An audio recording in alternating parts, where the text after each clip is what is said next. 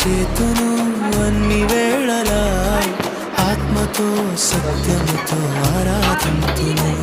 నా ప్రాణ ప్రియుడు యేసయ్యకు, నన్ను కన్న తండ్రి నా యేసుకు. నా ప్రాణ ప్రియుడు యేసయ్యకు, నన్ను కన్న తండ్రి నా యేసుకు. స్తుతి స్తుతి